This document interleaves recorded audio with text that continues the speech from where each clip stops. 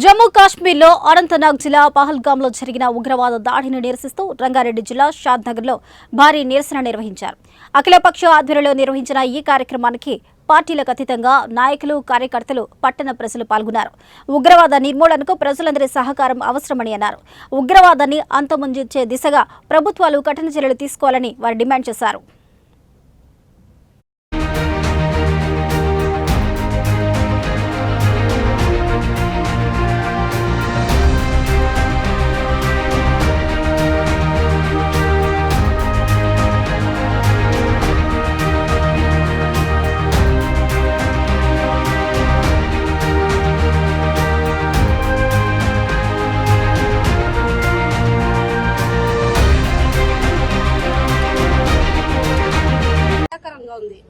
ప్రతి హిందూ సిగ్గుపడాల్సిన పని ఇది.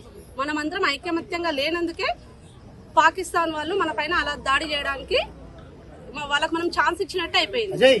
మన భారతదేశంలో ఏమైపోయింది, ఒకరిలో ఒకరికి ఐకమత్యత తగ్గిపోయింది. బయటికి రావాలి, లేడీస్ బయటికి రావాలి అంటే ముందు మన ఇళ్లలోనే సపోర్ట్ చేయట్లేరు.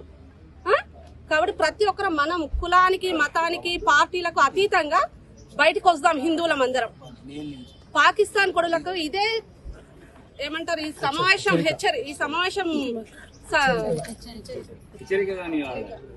సమావేశం తరఫున మహిళల తరఫున ఒకటే హెచ్చరిక చేస్తున్నాం. హిందూ ఆడవాళ్ళ ముమ్మేస్తే ఆ దాటికి కొట్టుకపోతారు పాకిస్తాన్ కొడుకులు. ఖాళీ హిందువులలో ఉన్న లేడీస్ ఉమ్ముతే ఆ ప్రవాహంలో కొట్టుకపోయే కొడుకులకి ఇంత ధైర్యం ఎక్కడి నుంచి వచ్చింది? మనమందరం ఏకదాటిగా ఉండి మనం ముక్త కంఠంతో మనం మద్దతు తెలపాల్సినటువంటి అవసరము, ఆవశ్యకత ఎంతైనా ఉంది అని నేను ఈ సందర్భంగా మీ అందరికీ విజ్ఞప్తి చేస్తూ, ఇలాంటి చర్యలను కులాలకు, మతాలకు, పార్టీలకు అతీతంగా మనమంతా సంఘటితం కావాల్సినటువంటి అవసరం ఉందని ఈ సందర్భంగా విజ్ఞప్తి చేస్తూ ఈ అవకాశం ఇచ్చిన మీ అందరికీ కూడా కృతజ్ఞత అభివందనాలు. జై హింద్, జై భారత్. మొన్న ఏదైతే తీవ్రవాదుల యొక్క అరాచకమైనటువంటి, అవమానీయమైనటువంటి చర్యను పూర్తిగా యావత్తు భారతదేశం ముక్తకంఠంతో ఖండించాల్సినటువంటి అవసరం ఉంది.